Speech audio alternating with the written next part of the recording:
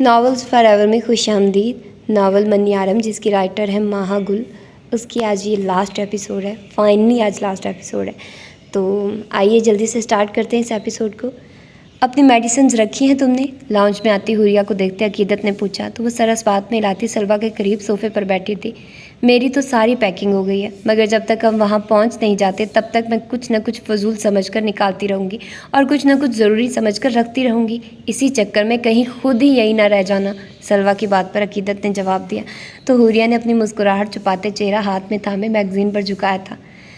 ہاں، میرے شوہر کا بس چلے تو یہیں چھوڑ جائے، اور ویسے بھی جتنے وہ اب تک مجھے گھومنے کے تانے دے چکا ہے، اس کے بعد بنتا تو میرا یہ ہے کہ کمرے میں ہی قید ہو جاؤں، چھوٹے سے کچن کا بھی وہی انتظام کر لوں، ورنہ اس شخص کا کیا بھروسہ حویلی میں چلنے پھرنے پر تانے دینا شروع کر دے۔ رائس کھاتے ہاتھ جھلا جھلا کر اپنے چھوٹے دکھ بتاتی مردان خانے کی جانب جاتے ارمغان خان کو ٹھٹک کر رکنے پر مجبور کر گئی تھی۔ رزق کھاتے ہوئے ہی بندہ تھوڑی حیا کر لیتا ہے سلوا، شرم تو نہیں آ رہی ایسے جھوٹ بولتے ہوئے؟ وہ جو ہمدردی سمیٹنے کے لیے ان دونوں کی جانب دیکھ رہی تھی، حوریہ کے تعصب بھرے لہجے پر اسے گھور گئی۔ تمہیں کیا پتا کہ مجھ معصوم پر وہ ڈائنوسار کتنے ظلم کرتا ہے؟ کیا تھا اگر میں تم لوگوں کے ساتھ چلی گئی؟ اب کوئی ایسا دن نہیں جس دن اس نے مجھے اس بات کا تانا نہ دیا ہو۔ سلوا شاہ کے ڈٹھائی سے کہنے پر ارمغان خان نے ابرو اچکایا تھا۔ عقیدت بھابھی، مردان خانے میں کچھ مہمان آئے ہیں، ان کے کھانے کا انتظام کر دے ذرا جلدی۔ ارمغان خان کی بھاری آواز پر فرائض سلوا کے حلق میں اٹکی تھی۔ حیرت کی زیادتی سے پھٹی آنکھوں سے وہ سامنے دیکھتی، بامشکل فرائض نگلتی پیچھے کو مڑی تھی۔ مردان خانے کی جانب جاتی راہداری کی دیوار کے ساتھ ٹیک لگائے کھڑے ارمغان خان کو دیکھتے سلوا کے چہرے کے کہیں رنگ گزرے تھے۔ کتنے لوگ ہیں؟ اور زرگام بھی آیا ہے کیا؟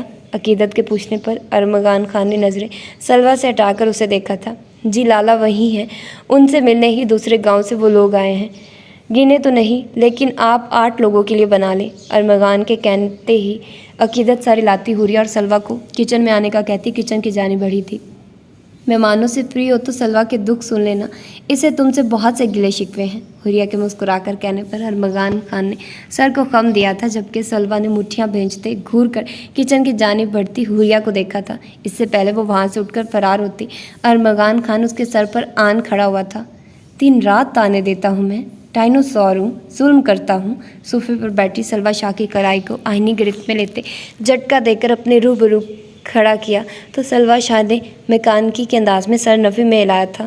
نہیں تو وہ تو میں ارمغان خان کے چہرے کے بگڑے تاثرات دیکھتے گڑبڑا کر کہتی۔ وہ ایک دم سے جگتی اپنی کلائی تھامے ارمغان خان کے ہاتھ کی پشت پر دانت گاڑ چکی تھی۔ یہ سب اتنا غیر متوقع تھا کہ وہ چیخ ضبط کرتا، جھٹکے سے ہاتھ چھوڑتا پیچھے ہوا تھا، جس کا فائدہ اٹھاتے سلوا شاہ تیر کی تیزی سے کچن کی جانب بھاگی تھی۔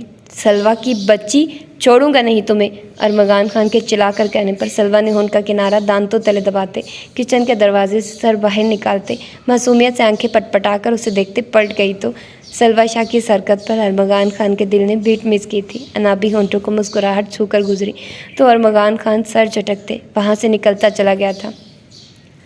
اگر یہ تم اسکائی بلو ڈریس کے ساتھ پہنو گی تو مجھے اچھا لگے گا۔ بھاری آواز پر سبغا نے گردن ترچھی کر کے اپنے پیچھے کھڑے بلاش شاہ کو دیکھا تھا، جو آنکھوں میں نرمی لیے ہاتھ سبغا کی جانب بڑھائے کھڑا تھا۔ وہ حویلی کے بیک سائڈ پر بنے گرین ہاؤس کے جھولے پر بیٹھی لیپ ٹاپ پر تیزی سے انگلیاں چلاتی اپنی پشت پر ابھرتی بھاری آواز پر چونکی تھی۔ گردن ترچھی کر کے دیکھا تو بلاش شاہ کو اپنی جانب ہاتھ بڑھائے کھڑا پایا تھا۔ بلاش شاہ کی نرم گرم نظروں کی تپش پر بنا کچھ کہے وہ چہرہ موڑ چکی تھی، جبکہ بلاش شاہ چھوٹے قدم لیتا سامنے آتے سبغا کے قریب جگہ بنا کر بیٹھا تھا۔ اس سے پہلے وہ اٹھ کر جاتی، بلاش شاہ اس کا ہاتھ مضبوطی سے تھامتے روک چکا تھا۔ ناراض ہونا تمہارا حق ہے، مگر اس حق میں تم مجھے میرے حقوق استعمال کرنے سے نہیں روک سکتی۔ نظریں سبغا کے چہرے پر ٹکائے نرم مگر بہت کچھ باور کراتے انداز میں کہتے سبغا کا ہاتھ نرمی سے دباتے چھوڑ چکا تھا۔ میں جانتا ہوں میری غلطی ہے، ہر وہ بات جس سے تمہیں تکلیف ہوئی میں معافی مانگتا ہوں، نہ صرف وہ باتیں جو اب ہوئی بلکہ ان کے لیے بھی جو ماضی میں ہوئی۔ میں ہمیشہ سے جانتا تھا کہ تم مجھ سے محبت کرتی ہو، ہمیشہ سے، یا اسی دن سے جب تم پہلی دفعہ حویلی آئی تھی، یا شاید اس لمحے سے جب تمہیں گرنے سے بچاتے وقت تمہاری آنکھوں میں اترتی چمک کو دیکھا تھا۔ مجھے تم ہمیشہ ضدی لگی تھی، تمہاری محبت کو میں ضد اور بے وقوفی سمجھتا رہا۔ تم اس راز سے بھی واقف تھی کہ میں اس سے محبت کرتا ہوں، اور پھر تمہارا یہ کہنا کہ وہ محبت نہیں، حوریہ سے محبت نہیں، صرف ضد اور پچھتاوا ہے۔ مجھے تمہاری یہ باتیں مجھے تیش دلاتی تھی اور جیسے وقت کے ساتھ تمہیں پیچھے ہٹتا نہ دیکھ تو مجھے لفظوں سے روکنا چاہا۔ اس بات سے بھی واقف تھا کہ تم حوریہ کے ڈر کی وجہ سے مجھ پر نظر رکھے ہوئے ہو کہ میں اس تک پہنچ نہ چاہوں۔ میں اس سے صرف معافی مانگنا چاہتا تھا، اسے اپنے رویے کی وجہ سے بتانا چاہتا تھا، اور کہیں نہ کہیں اس سب کے بعد بھی میں چاہتا تھا وہ مجھے اپنا لے، وہ میری ہو جائے۔ نظریں سامنے فاؤنٹین سے ہوتی اپنے سیاہ جوتے پر آن رکی تھی، جبکہ سبغہ شاہ سانس روک کے نظریں بلاش شاہ کے گھٹنے پر ٹکے ہاتھ ٹکائے اس کے بولنے کی منتظر تھی۔ میں اسے آئس سے بچانا چاہتا تھا، نہیں چاہتا تھا کہ اسے مزید کوئی تکلیف ہو۔ ڈر تھا کہ آئس اسے دشمنی کی نظر نہ کر دے۔ تم پر یہی ظاہر کروایا کہ میں اسے تکلیف دینے کے لیے جا رہا ہوں، اور پھر اس کا ڈر۔ لیکن شادی کے بعد سب بدل گیا۔ وہ خوش تھی اور میں اس کی خوشی میں خوش ہو گیا، لیکن تم سے محبت نہ کر سکا۔ کیوں کرتا، کیسے کرتا؟ یہ بات پھانس کی طرح گلے میں اٹکی تھی کہ یہ لڑکی میرے ہر روپ سے واقف ہے۔ میں کبھی سمجھ نہیں پایا کہ تم مجھ سے کیوں محبت کر سکتی ہو، یہ جانتے ہوئے بھی کہ میں نے تمہاری دوست اپنی محبت کو غصے کی نظر کرنا چاہا تھا۔ پھر کیوں؟ لیکن سب باتوں کو فراموش کرتے میرا دل مجھے دغا دینے لگا تھا، سنجیدہ لہجے میں کہتا وہ اپنی جگہ سے اٹھا تھا، ہاتھ میں تھامے سلور جھمکوں کو سبغہ کے قریب رکھتا، نظریں اس کے خاموش چہرے پر ٹکائی تھی۔ میں بچے کے کہنے پر گارڈن تمہارے لیے آیا تھا، اس نے کہا تھا میری وائف نے بلایا ہے۔ میں تم سے بات بھی کرنا چاہتا تھا، لیکن وہاں حوریہ کو دیکھ میں شاکڈ ہو گیا تھا، اور اس سے بھی زیادہ اس کا پینک ہونا مجھے زندہ زمین میں گاڑ گیا تھا۔ وہ سچویشن ایسی نہیں تھی کہ میں وہاں تحقیق کرنے بیٹھ جاتا۔ مجھے لگا شاید تم ہون پھینچے وہ لمحے کے لیے رکا تھا نے کیا ہے۔ مجھے اس بات سے تکلیف ہوئی تھی، لیکن بعد میں مجھے احساس ہو گیا تھا یہ ان لوگوں کی حرکت ہے، لیکن میں نے یہ بات تم پر واضح نہیں کی۔ اس دن کے بعد سے ویسا ہی رویہ رکھا کہ شاید تم تنگ آ کر چھوڑ جاؤ، لیکن پھر میں ہار گیا۔ ایک لمحے کا کھیل تھا اور بلاشا کا دل شکست کھا گیا۔ میں نفس کے ہاتھوں یا تمہیں تکلیف دینے کی غرض سے تمہارے قریب نہیں آیا تھا۔ یہ دل بے خود ہوا تھا، دل کے مقام پر انگلی رکھتے آخری بات کہتے اس طرح گہری سانس بھری کہ جیسے سینے پر پڑا بوجھ اتر گیا ہو۔ لیکن میں اس دن کے لیے بھی سوری کرتا ہوں اور ریکویسٹ کرتا ہوں کہ اپنی ناراضی ختم کرنے کا اظہار انہیں پہن کر دینا۔ سیاہ گہری نظریں سبغہ کے چہرے پر ہٹاتے جھمکوں پر ڈالی تھی۔ کچھ لمحے وہ خاموشی سے سبغہ کے کچھ بولنے کا انتظار کرتا رہا، مگر جب وہ ہنوز خاموش رہی اور سر بھی جھکا گئی تو بلاشا ہونٹ بھینچتے وہاں سے نکلتا چلا گیا تھا۔ سبغہ نے گردن ترچھی کرتے دور جاتے بلاشا کی چوڑی پشت کو دیکھتے نظریں موڑ کر ان جھمکوں کو دیکھا تھا۔ یہ اس صدی کا معجزہ ہے کہ بلاشا سڑیل انسان سوری اور ریکویسٹ ایک ساتھ ایک ہی بندے سے کر کے گیا ہے۔ ہونٹوں میں مسکراہٹ سجائے سرگوشی نما لہجے میں کہتے سبغہ نے جھمکوں کو مٹھی میں سمیٹا تھا۔ وہ سب ہنزا آ گئے تھے۔ Cloud noon and half resort میں بنے خوبصورت ہٹ میں ان لوگوں نے اسٹے کیا تھا۔ ہدایت یہ کتنا پیارا ہے نا، چھوٹے سے لکڑی کے بنے ہٹ جس میں 2 کمرے جن کے تینوں اطراف میں لگے گلاس ڈور سے راکا پوشی اور خوبصورت ویلے کے مناظر صاف دکھائی دے رہے تھے۔ کمرے سے ملحقہ بالکنی میں چھوٹا سا ٹیبل اور 2 کرسیاں سجی ہوئی تھی۔ ہٹ میں ایک چھوٹا سا کچن بھی موجود تھا، جہاں ہدایت شاہ پلوشا کے لیے اس کی پسند کے کھانے کی چیزیں لا کر سجا چکا تھا۔ بہت پیارا ہے، لیکن میری بیوی سے نہیں، اور اب جلدی فریش ہو جا، وہ سب باہر ویٹ کر رہے ہیں۔ وہ جو گلاس ڈور کے ساتھ لگے باہر دیکھتے ہوئے اپنی رو میں کہہ رہی تھی۔ ہدایت شاہ کی بات سنتے پل میں سرخ ہوئی تھی، جسے دیکھتے ہدایت شاہ اپنے ہونٹ کا کنارہ دانتوں تلے دباتے پلوشا کی جانب بڑھتا۔ اس سے پہلے وہ بھاگنے کے انداز میں واش روم میں جا بند ہوئی تھی، جس پر ہدایت شاہ نے مسکرا کر سر جھٹکا تھا۔ ٹروتھ یا ڈیئر؟ ڈیئر، ارمغان خان نے بوتل درمیان میں رکھتے سوال کیا تو بلاشا کے جواب دینے پر ان سب لڑکیوں نے اسے گھورا تھا۔ کوئی ڈیئر نہیں لالا، ٹروتھ بھی ہوگا، ورنہ میں نہیں کھیلوں گی، سلوا کے ناک کوڑ کر کہنے پر ان سب نے سر ہلاتے حامی بھری تھی۔ ٹروتھ بہت بورنگ ہے، ڈیئر ہی ٹھیک ہے۔ ہدایت شاہ کے جواب پر پلوشا نے بری طرح پہلو بدلا تھا۔ اسے بالکل بھی اپنے شاہ سے اچھے کی امید نہیں تھی کہ وہ اسے کوئی آسان سی ڈیئر دے گا۔ اس وقت وہ سب ہٹ کے قریب زمین پر کپڑا بچھائے چاروں اطراف میں کشنز رکھے دائرے کی صورت میں بیٹھے تھے، جبکہ بہرام اور زرگام تھوڑے فاصلے پر کھڑے باربیکیو بناتے پلیٹوں میں سجا رہے تھے۔ یار ارمغان تم گھماؤ اسے، آئس خان کے کہنے پر ارمغان نے سر ہلاتے بوتل کو گھمایا۔ ہاں ہاں، پہلی باری آئس لالا کی، سبغہ کے کہکا لگا کر کہنے پر آئس خان جو حوریہ کو دیکھنے میں محو تھا چونکا تھا۔ اسے بالکل اندازہ نہیں تھا کہ وہ کہے گا اور پہلی باری ہی اس کی آ جائے گی۔ غور سے دیکھو لڑکی، یہ تمہارے شوہر کی طرف ہے۔ چونکہ وہ لڑکے دائرے کی ایک جانب تھے تو بلاج اور آئس ایک ساتھ بیٹھے تھے۔ بوتل کا رخ اپنی جانب دیکھ بھی وہ آگے ہوتا بوتل پر انگلی رکھتے بلاج کی جانب سرکاتے بولا تو بلاج شاہ نے گھور کر آئس خان کو دیکھا تھا۔ कोई ज़रूरत नहीं मेरे शौहर का नाम लेने की, ईमानदारी से गेम खेलें। घुटनों के बल होते, दोनों बाजू कमर पर टिकाते वो लड़ने के अंदाज में बोली तो आइस खान ने होंठों को सीटी की शेप देते बोतल का रुख अपनी जानिब किया था, जबकि बलाशाह की नज़रें सिबगा के चेहरे पर ठहर गई थी। उसका मेरे शौहर कहना बलाशाह का दिल धड़का गया था। अनाबी होंठों को नामहसूस अंदाज में मुस्कुराहट ने छुआ था। रिलैक्स मिसेस बलाशाह, बताइए क्या करना है मैंने, हाथ उठाते हार मानने वाले अंदाज में कहा तो सिबगा फखरी अंदाज में गर्दन अकड़ाती वापस बैठी थी। आप आज अपनी बेगम को गाना डेडिकेट करेंगे? हाँ लाला, आपने हमें कब से गाना नहीं सुनाया, और अब तो आपने वैसे भी ब्रेक लिया हुआ था, तो आपका कोई न्यू सॉन्ग भी नहीं सुनने को कब से मिला। अकीदत के कहने पर परवैशा ने भी हामी भरते हुए कहा तो आइस खान ने मुस्कुराकर सर को खम दिया था। मैं गटार लेकर आता हूँ। अरमगान कहते अपनी जगह से उठते गटार लेने गया तो तब तक पैराम और जरगाम उनके सामने खाने की प्लेटें लगाना शुरू कर चुके थे। बारबेक्यू के साथ चपली कबाब और कोल्ड ड्रिंक सर्व करते वो भी जगह संभाल चुके थे। So this is for my innocent wife, guitar थामते नज़रें हुरिया शाह के खूबसूरत चेहरे पर टिकाते कहा तो उन सब ने हूटिंग की तो हुरिया के गाल शर्म से दहक उठे थे। तुम्हें देखा तो यूँ देखा, मुसव्वर हो गई ये आँखें, तुम्हें सोचा तो यूँ सोचा, तसव्वुर हो गई ये आँखें, तुम्हें जो लिखती हैं ये शाहिर आँखें, बस से हमारे हैं ये बाहिर आँखें, कहीं मजबूर है ये आँखें, कहीं मगरूर है ये आँखें, मोहब्बत की कहानी में बड़ी मशहूर है आँखें। आइस खान की गूंजती खूबसूरत आवाज़ में गूंजते अल्फाज पर जरगाम खान ने नीली आंखों में जज्बे लुटाते नज़रें अकीदत शाह की सब्ज़ नगीनों सी आंखों पर ठहरी थी। तुम्हें जो लिखती हैं ये शाहिर आंखें, बस से हमारे हैं ये बाहिर आंखें, तुम्हें देखा तो यूँ देखा, मुसव्विर हो गई ये आंखें। अरमगान खान की चोर नज़रें पलवशा के साथ टेक लगाए बैठी सलवा शाह के मुस्कुराते चेहरे बार बार सिरक रही थी। कातिल हैं आंखें, नगर ना उनको सज़ा है, गलती आंखों की लगे दिल की ख़ता है, समझा लो जितना भी मगर आंखें सुने ना, बोलो ना बोलो, आंखें बोले रुके ना, हंसती भी देखे देखी हैरान आंखें। बलाशाह की आंखों के पर्दे पर सीढ़ियों से गिरती सिबगा शाह का चेहरा लहराया था। अपने गिरने से बच जाने की खुशी और हैरत में डूबी शहद रंग आंखें याद आई तो बलाशाह ने नज़रें उठाई तो सिबगा शाह की आंखों से टकराई तो बलाशाह को अपना दिल उनमें डूबता महसूस हुआ था।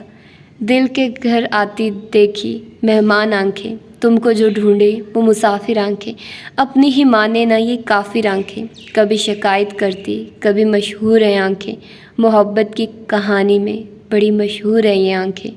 हदायक शाह ने होंठ का किनारा दांतों तले दबाते पलवशा खान को देखा था जो चेहरा हथेलियों पर टिकाए इश्तियाक भरी नज़रों से आइस खान को नीली आंखों से टकर टकर देख रही थी। आंखों में खोए ऐसे रातों जगे हैं, आंखों में डूबे कभी पार लगे हैं, आंखों के पीछे आंखें लेकर फिरे यूँ, आंखों में शीशा तेरी देखा करे यूँ। खुद पर नज़रों की तपिश महसूस करते इम्तिसाल ने दाएं जानिब देखा तो बैराम शाह को जुमानी नज़रों से अपनी जानिब देखते पाकर वह बुरी तरह गड़बड़ाते नज़रें फेर चुकी तो बैराम शाह के अनाबी होंठों पर मुस्कुराहट रेंगी थी। अपनी सी देखी अनजान आंखें, किस्से में यारो दिल के यूँ आंखें, दिल का छुपा भी कर दे ये ज़ाहिर आंखें, जादू ही कर देती हैं ये साहिर आंखें, हैं कहीं सामने आ बैठी कहीं मगरूर है ये आंखें, मोहब्बत की कहानी में बड़ी मशहूर है ये आंखें, तुम्हें जो लिखती हैं ये शायर आंखें, बस से हमारे हैं ये बाहिर आंखें, तुम्हें देखा तो यूँ देखा, मुसव्विर हो गई ये आंखें। हुरिया शाह के लालियाँ बिखेरते चेहरे पर शोक नज़र टिकाए गाने के आखिरी बोल बोले तो हुरिया ने नज़रें उठाए खुद को तकते आइस खान के जज्बे लुटाती आंखों में एक लम्हा ही देखती दहकते गाल लिए चेहरा झुका गई थी। इम्तिसाल, बोतल घुमाने पर वो इम्तिसाल की जानिब रुकी तो बैराम शाह ने इम्तिसाल खान के रूहान से चेहरे को देखा था। कोई इम्तिसाल नहीं, खाना खाओ और ये समेटो, वो सब पहले ही थक चुकी हैं, उन्हें जाने दो, जाएं आप लोग जाकर आराम करें। बलाशाह के खुलते मुंह को देख बैराम शाह ने अपनी जगह से खड़े दो टोक लहजे में कहते लड़कियों को रूम में जाने का कहा तो वो भी फ़ौरन सर हिलाती उठी थी, जबकि बलाशाह ने घूर कर बैराम शाह को देखा जिसे बैराम शाह ने सरासर नज़रअंदाज किया था। वो जानता था ये शख्स ज़रूर उसकी बीवी को मुश्किल में डालेगा। वैसे भी वो लोग सच में थक चुके थे। यहाँ पहुँचने के बाद उन्होंने बस थोड़ी देर ही आराम किया था कि अरमगान और बलाज सबको बाहर ले आए थे। वो तब से न जाने कितनी गेम्स खेल चुके थे। मैं तो पहले ही कहता हूँ कि ये आदमी बहुत मीसना है। उन सब के जाते हदायक शाह ने खड़े होते बैराम शाह पर तंज किया तो जरगाम खान ने अब्रू अचका कर उसे देखा था। ٹھیک ہے، امتسال کے حصے کی ڈیڑھ پلوشہ سے کروا لیتے ہیں۔ ہدایق شاہ کے قریب آتے اپنا بایاں بازو ہدایق شاہ کے کندھے پر رکھتے کان میں جھک کر کہا تو ہدایق شاہ نے گردن ترچھی کرتے گھور کر زرگام خان کو دیکھا تھا۔ کیوں ایسی باتیں کر رہے ہیں؟ ڈاکٹر صاحب کو کچھ ہو گیا تو ہم سے تو علاج بھی نہیں ہونا، بلال شاہ نے بازو کے کف فولڈ کرتے استضائیہ لہجے میں کہا تو زرگام خان کا کہکا فضا میں گونجا تھا۔ جن کی بیویوں کے آگے نہیں چلتی وہ ایسے دوسروں پر چلانے کی کوشش کرتے ہیں اور ہم بھی چپ چاپ سن لیتے ہیں۔ چلو مظلوموں کے دل کے ارمان کہیں تو پورے ہوں۔ ہدایق شاہ کے جواب پر اس بار بہرام شاہ کا کہکا بے ساختہ تھا، لیکن ڈاکٹر صاحب کی تو کہیں بھی نہیں سنی جاتی، نہ یہاں نہ وہاں۔ پیپسی کی کین کھول کر منہ سے لگاتے آئس خان نے کہا تو ہدایق شاہ نے آنکھیں میچتے گہری سانس بھری تھی، جبکہ ارمغان خان ہاتھ میں پلیٹ تھامے درمیان میں کھڑا کبھی ہدایق شاہ کو دیکھ رہا تھا اور کبھی ایک ساتھ کھڑے بلاج و زرگام اور ایک طرف کھڑے بہرام اور آئس خان کو طنز کے تیر دائیں سے بائیں اور بائیں سے دائیں جاتے دیکھ اس نے جمائی لی تھی۔ دیکھ لو چھوٹے خان، کیسے یہ گیدڑ شیر کو گھیرنے کی کوشش کر رہے ہیں۔ ابھی ان کی بیویاں یہاں ہو نا، یہ فراٹے بھرتی زبانوں کو بریکیں نہ لگی تو دیکھ لینا۔ لو آ بھی گئی تم لوگوں کی بیگمات تم لوگوں کو لینے، اب چلاؤ زبان۔ ہدایق شاہ نے درمیان میں کھڑے ارمغان خان کے سامنے کھڑے ہوتے پیچھے کو اشارہ کیا تو وہ سب تیر کی طرح سیدھے ہوتے پلٹے تھے، جسے دیکھتے ہدایق شاہ کے دل جلاتے کہکے گونجے تھے، جس پر بلال شاہ نے ہدایق شاہ کو گردن سے دبوچا تو زرگام خان نے اسے پٹک کر زمین پر پھینکا تھا، مگر اسے انوس کہکا لگاتے دیکھ دانت کچکچاتے گھور کر دیکھتے سر جھٹک کر قدم اپنے ہٹ کی جانب بڑھائے تھے۔ بلال شاہ ہٹ میں آیا تو نظریں صبغہ کے روم کے بند دروازے پر گئی تھی۔ سر جھٹکتے اپنے لیے کافی بناتا وہ اپنے کمرے کی بالکنی میں آن کھڑا ہوا تھا۔ سکون بھری خاموشی میں آسمان پہ بکھرے ستاروں اور چاند کی ٹھنڈی روشنی چاروں اور پھیلی ہوئی تھی۔ نظریں سامنے غیر مرئی نقطے پر ٹکائے بلال شاہ نے کافی کا سپ لیتے مگ ٹیبل پر رکھا تھا کہ کمرے کے دروازے کھلنے کی آواز پر وہ چونکتا اس جانب متوجہ ہوا تھا۔ گلاس ڈور سے صبغہ شاہ کی پشت نظر آئی جو کہ اسکائی بلو ڈریس پہنے ہوئے تھی۔ صبغہ کو پلٹتے دیکھ وہ جھٹکے سے اپنی جگہ سے اٹھتا کمرے میں داخل ہوا تو ادھ کھلے دروازے سے نظر آتے پلو کو دیکھ بلال شاہ کا دل بے ساختہ دھڑکا تھا۔ تبھی تیزی سے دروازہ کھولتے آگے بڑھتے صبغہ شاہ کی کلائی تھامتے واپس کمرے میں کھینچتے بلال شاہ نے دروازہ بند کرتے صبغہ کو دروازے سے پن کیا تھا۔ یہ بہت غلط بات ہے مسز بلال شاہ، نظر صبغہ شاہ کی سختی سے میچی آنکھوں پر ٹکاتے اپنی تیز ہوئی دھڑکنوں پر قابو پاتے شکوہ کناں لہجے میں کہا تھا۔ ایک بازو دیوار پر ٹکاتے بلال شاہ نے پیچھے ہوتے ہونٹ کا کنارہ تانتوں تلے دباتے صبغہ شاہ کا جائزہ لیا تھا۔ اسکائی بلو پاؤں کو چھوتی فراک پہنے، ہاتھوں میں سلور چوڑیاں، بالوں کو اسٹریٹ کر کے نیچے سے ہلکے سے کرل ڈال کر کھلا چھوڑ رکھا تھا۔ نظریں بالوں سے سرکتی چہرے پر آئی تو بلال شاہ کی آنکھوں میں خمار اترا تھا۔ بے خود ہوتی نظریں صبغہ شاہ کے کانوں میں پہنی سلور جھمکوں سے ہوتی سرخ ہونٹوں پر رکی تو بلال شاہ کو اپنے گلے میں کانٹے سے چبھتے محسوس ہوئے تھے۔ تو تمہاری معافی کو میں اجازت سمجھوں؟ دایاں ہاتھ صبغہ کی گردن اور چہرے کے درمیان میں رکھتے کان میں جھک کر خاموشی کی تو صبغہ نے دھڑکتے دل کے ساتھ آنکھیں وا کی تو نظریں بلال شاہ کی لو دیتی نظروں سے ٹکرائی تھی۔ جھمکوں کے ساتھ ڈریس تو دیا نہیں تھا تو میں کیوں معافی کے ساتھ اجازت بھی دوں؟ خشک پڑتے ہونٹوں کو تر کرتے گردن اکڑا کر جواب دیا تو بلال شاہ نے سیٹی کی شیپ میں ہونٹوں کو واک کیا تھا۔ تم اجازت ایڈوانس میں دے دو، میں ڈریس کی جگہ پوری مارکیٹ تمہارے قدموں میں ڈھیر کر دوں گا۔ ہاتھ کی پشت صبغہ کے چہرے پر پھیرتے بھاری لہجے میں کہتے جواب طلب نظروں سے صبغہ کو دیکھا تو صبغہ کو لگا جیسے پورے وجود کا خون اس کے چہرے پر سمٹ آیا ہو۔ بلاج کے سینے پر ہاتھ رکھ کر پیچھے دھکیلتی وہ ابھی پلٹی ہی تھی کہ بلال شاہ سرا سے اس کی کلائیاں پکڑتے اسے دیوار سے لگاتے صبغہ کے پشت کو اپنے سینے میں بھینچ گیا تھا۔ یہ فرار تم پہ یہ رنگ اور یہ جھمکے پہننے سے پہلے اختیار کر سکتی تھی، اب اس بارے میں سوچنا بھی نہ۔ صبغہ کے کان میں معنی خیز لہجے میں سرگوشی کرتے گردن سے بال ہٹاتے اپنے ہونٹ وہاں رکھے تو بلال شاہ کے ہونٹوں کے دہکتے لمس پر وہ جے جان سے لرزے تھے۔ لیکن میں ابھی بھی ناراض ہوں، بلال شاہ کے لمس کو جاں بجا محسوس کرتے احتجاج کیا تو بلال شاہ نے پیچھے ہوتے گھور کر صبغہ شاہ کو دیکھا تھا۔ ہاں مان لیا میں نے کہ تم ناراض ہو، اس لیے میرے لیے یوں سج سور کر میرے کمرے میں اپنی ناراضگی ظاہر کرنے آئی تھی، رائٹ؟ اب تم آ ہی گئی اور ناراض بھی ہو تو مجھے یہ ناراضگی اپنے طریقے سے ختم کرنے دو۔ صبغہ کو کندھوں سے تھامے رخ اپنی جانب کرتے سنجیدہ لہجے میں کہتے صبغہ کی حیرت سے پھیلی آنکھوں میں دیکھتے نامحسوس انداز میں دوپٹہ صبغہ کے کندھوں سے اتارتے اپنے بائیں ہاتھ پر لپیٹا تھا۔ नहीं, तुम सुबह मना लेना, मैं सुबह मान जाऊंगी, मैं तो सोने लगी थी, गलती से आ गई। आंखें बलाशा की गहरी स्याह आंखों पर टिकाए वो बिना सोचे समझे बोली तो बलाशा ने चेहरा झुकाते अपनी मुस्कुराहट को जब्त किया था। ना, तुमने सुना नहीं, जो कल करना सो आज कर, और जो आज करना सो अभी कर। तो बस मैं अभी बनाऊंगा। दोनों बाजू सिबगा की कमर के गिर लपेटते जुमानी लहजे में कहता वो उसे समझने का मौका दिए बगैर पूरी शिद्दत से सिबगा के होंठों पर झुका था। बलाशा की शिद्दत भरे लम्स पर सिबगा ने तड़प कर अपने दोनों बाजू उसके कंधों पर रखे थे। कदम पीछे को लेते बलाशा ने हाथ बढ़ाते कर्टन गिराकर लाइट बंद की थी, जबकि सबके दौरान उसने सिबगा को सख्ती से खुद में भींचे रखा था।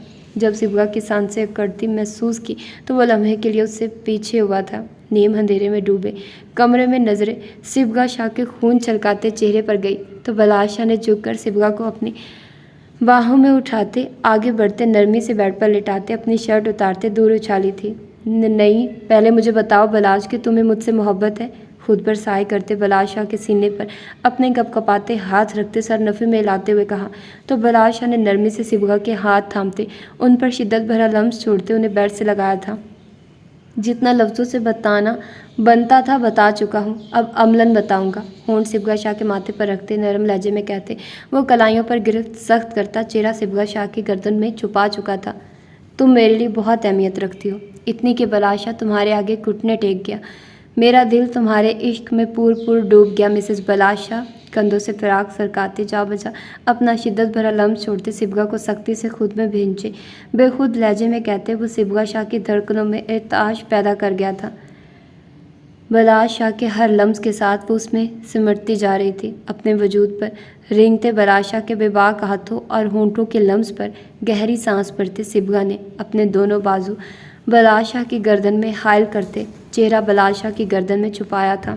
5 साल बाद वो अभी मीटिंग से फ्री होते ऑफिस में आया था। कोट उतारकर रोलिंग चेयर की पुश्त पर रखते बलाशा ने कप फोल्ड करते कॉफ़ी का मग उठाकर होंठों से लगाया था। चेयर और टेबल के दरमियान खड़े बलाशा ने लैपटॉप की स्क्रीन पर नज़र आती ईमेल को देखते हनूस खड़े खड़े बाएं हाथ की उंगलियां कीबोर्ड पर चलाते जवाब टाइप करना शुरू किया ही था कि धाड़ की आवाज़ पर बलाशा ने होंठ का किनारा दांतों तले दबाते सर नफ़ी में हिलाया था।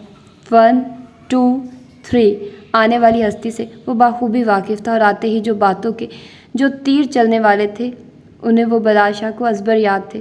संभालो अपनी बिगड़ी औलाद को। मेरा तो खैर तुम्हें कोई एहसास ही नहीं है बलाश, तुम कम थे जो इसे भी अपनी जैसी बना दिया है। अगर सारा दिन यहीं पड़े रहना होता है तो सोने का इंतज़ाम भी यहीं कर लो। यहाँ तुम्हें काम करते कुछ नहीं होता। बीवी कोई काम कह दे तो नवाब साहब की शान के खिलाफ हो जाता है उसे करना। धाड़ की ही आवाज़ के साथ दरवाज़ा बंद होने के साथ सिबगा की गुस्से से भरी आवाज़ पर बलाशा ने मग टेबल पर रखते पढ़ कर उसे देखा था, जबकि अपने 4 साला बेटे साले को अपनी टांगों के करीब खड़े मासूमियत से आंखें पटपटाते देख बलाशा ने झुककर उसे बाहों में भरा था। ओ मेरी प्यारी बीवी, मेरी जान, क्या हो गया? गुस्सा ना करो, तुम्हें पता है ना तुम्हारे लिए गुस्सा करना ठीक नहीं। और अब क्या कर दिया है मेरे बेटे ने? साले को टेबल पर बिठाते कदम सिबगा शाह के जानिब बढ़ाते हुए कहा था, जो ऑलिव कलर की ड्रेस पर चादर कंधों और अपने भरे भरे वजूद पर फैलाए सुर्ख चेहरे समेत घूर कर बलाशा को देख रही थी। मुझे मक्खन लगाने की ज़रूरत नहीं बलाश, या तो खुद सुधर जाओ या अपनी इस औलाद को संभाल लो, वरना मैं सच्ची कह रही हूँ मामा के पास शिफ्ट हो जाऊंगी मैं। बलाशा को अपने करीब आते देख कदम पीछे लेते उंगली उठाए तनबीहा करते लहजे में कहा तो बलाशा ने समझने के अंदाज में सर इस बात में हिलाया था। जो पहले ही मक्खन है उसे मक्खन लगाने की क्या ज़रूरत? बाजू सिबगा शाह की कमर के गिर्द लपेटते खुद को के करीब करते भारी लहजे में सरगोशी की तो सिबगा के गाल शर्म से सुर्ख पड़े थे। और क्यों देती हो ऐसी धमकियाँ जिनके बाद पता भी है कि यह नाजुक जान मुसीबत में पड़ जाती है? सिबगा शाह की मज़ाहमत को नज़रअंदाज करते बाहों में उठाते सोफे पर ले जाकर बैठाते जुमानी लहजे में कहा तो सिबगा शाह ने नज़रें उठाए बलाशा को देखा था, जो कि उसके चेहरे के करीब झुका जज्बे लुटाती नज़रें सिबगा शाह के चेहरे पर टिकाए हुए था। बलाशा के कुलून की खुशबू को अपने सांसों में उतारते सिबगा की नज़रें बलाशा की आंखों से सिरकते गले की हड्डी पर आन रुकी तो बलाशा के अनाबी होंठों पर मुस्कुराहट ने अहाता किया था। तभी बलाशा ने हाथ आगे बढ़ाते सिबगा शाह के चेहरे पर टिकाते नरमी से सुलाया था, जिस पर सिबगा ट्रांसी कैफियत में आंखें बंद की थी। बलाशा आंखों में खुमार लिए अभी झुका ही था कि ठां की आवाज़ पर सिबगा के होंठों पर अपनी हथेली जमाता अपनी जगह से उठा था।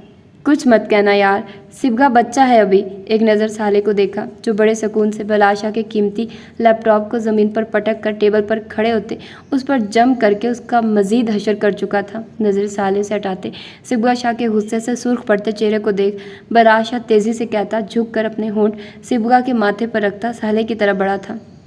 Did it was local. اتنی جلدی ٹوٹ گیا؟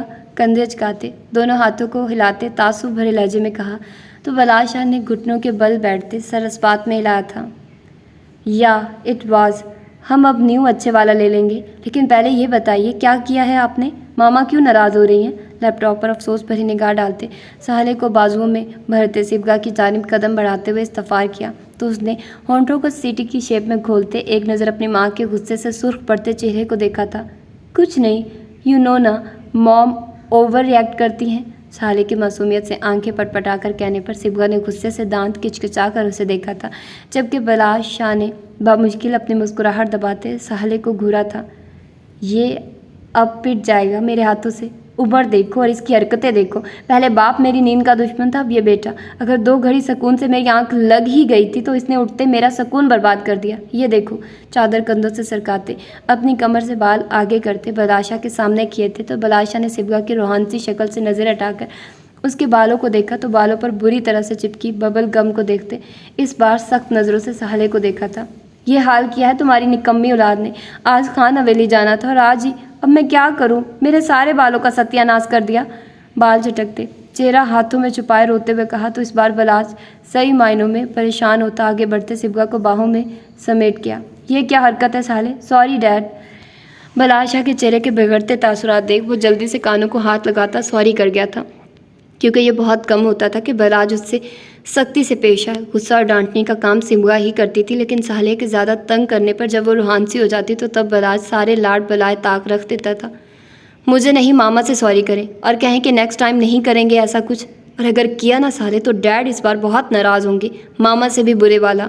Sorry mummy.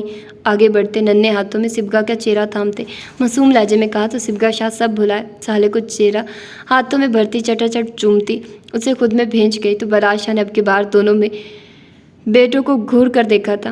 ایوان انکل باہر ہیں، انہیں کہیں وہ آپ کو آفس کی سیر کروائیں۔ سالے کو بازو سے تھامتے صبغہ سے دور کرتے ہوئے کہا تو وہ سر اس بات میں لاتا صوفے سے اترتا تیزی سے باہر بھاگا تھا، جبکہ سالے کی دھاڑ سے دروازہ بند کرنے پر صبغہ کے چہرے کی ساری نرمی ہوا ہوئی تھی۔ کوئی اتنا تنگ نہیں کرتا جتنا یہ لڑ۔ ابھی وہ بات مکمل کرتی کہ بلاشا صبغہ کے بھرے بھرے وجود سے گزارتے صوفے کی پشت پر ٹکاتے اس کے ہونٹوں کو اپنی نرم گرفت میں لیتے قید کر گیا تھا۔ بلاشا کے دہتے ہونٹوں کے جان لیوا لمس پر صبغہ نے سختی سے اس کی شرٹ کو مٹھیوں میں دبوچا تھا۔